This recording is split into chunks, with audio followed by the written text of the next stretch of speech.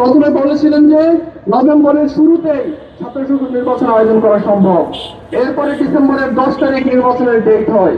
কিন্তু বিএনপি পন্থী 4জন টিচার নির্বাচন কমিশন থেকে পদত্যাগ করার কারণে ডিসেম্বরের 10 তারিখ নির্বাচন আয়োজন করা যায়নি। এরপরে ডিসেম্বরের 17 তারিখ নতুন তারিখ হয়। এরপরে জানুয়ারির 20 তারিখ আবারও নতুন করে স্বাস্থ্য নির্বাচনের জন্য তারিখ নির্ধারিত হয়। স্বাস্থ্য নির্বাচন শিক্ষার্থীদের আকাঙ্ক্ষার একটি বড় বিষয় ছিল, কিন্তু বারবার এই স্বাস্থ্য নির্বাচনকে পেছানো হয়েছে।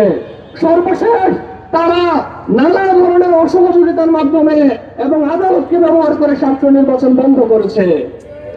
স্বাস্থ্যের ভিসি স্যার শিক্ষার্থীদের সামনে অন ক্যামেরায় বলেছেন, বিএনপির একজন সিনিয়র নেতার নাম তিনি বলেছেন, ছাত্র দলের একজন সিনিয়র নেতার নাম তিনি বলেছেন, সিলেটের একজন সাবেক মেয়রের নাম তিনি উল্লেখ করে বলেন তাদের প্রেশারের কারণে তিনি স্বাস্থ্য নির্বাচন আয়োজন করতে পারছেন না।